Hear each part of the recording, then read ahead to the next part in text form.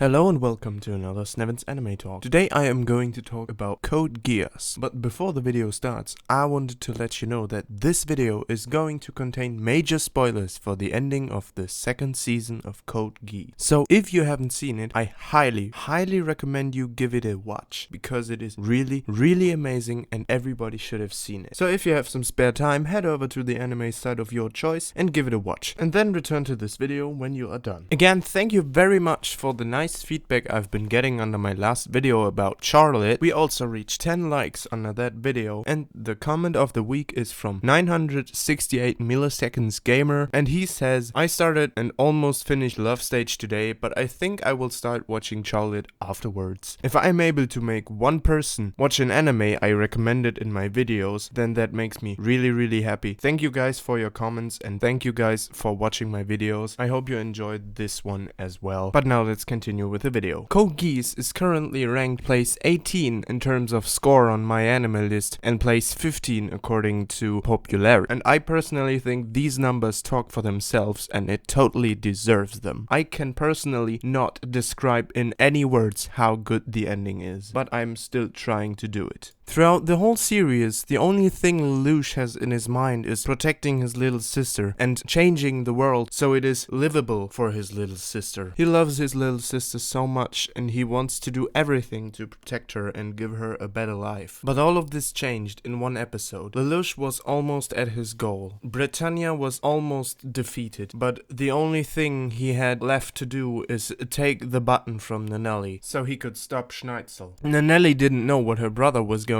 to do, and she protected the trigger with her life. In the end, she even broke her own Geass, which made her blind, so she could see her brother and look him in the eye and show him how disappointed she is. At this point, Lelouch didn't do anything to protect his sister anymore. He even let her lay on the ground, hurt because she can't walk. And now we have two options of interpreting this. So first, he either changed his mind and wanted to become an emperor, because all of this force that he had took control over his mind and destroyed him and his principles. And by that, he became what he swore to destroy. Or he is still the same person with the same principles and just plays the bad emperor, so every person in the whole world realizes what he is doing and everyone hates him, so the empire can finally get destroyed. His own assassination was totally planned, which speaks for the second one. But playing this in front of Nanelli is pretty useless, because he loves her and it wouldn't prove anything to him, which speaks for the first theory. In the end, we don't know, and that's why I personally think that the ending is brilliant. There are two possible outcomes and both are genius. Also, technically, Code Geass has a happy ending because the emperor has fallen, the 11s have their own country again, and everything is great. There will be democracy and everything like that. I haven't seen any of the spin-offs, but I will for sure do that in the future. I don't know when, I don't have anything planned,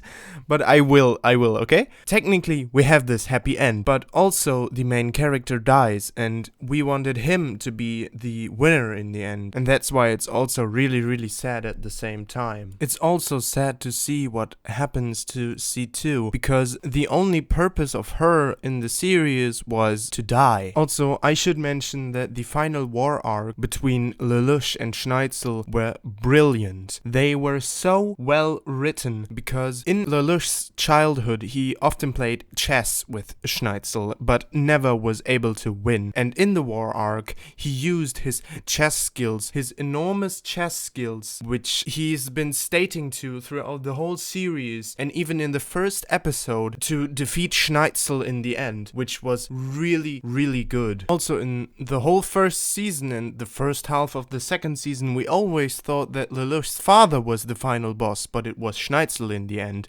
because Schneitzel was his main rival from his childhood, and Suzaku was his best friend from his childhood, but he turned into a rival throughout the whole series, except in the end where he turned to his bodyguard and then turned himself into Zero. And this shows us that Zero is not a person, but rather a symbol for revolution and freedom. So in the end, I have to say, Code Geass was written brilliantly, and it wasn't even based off of a manga, which makes this even more impressive. I loved it. I cried. I highly recommend it. If you've not seen the anime and seen this video now, you are retarded. Go watch the fucking anime. I wish you all a great day. See you in the next one.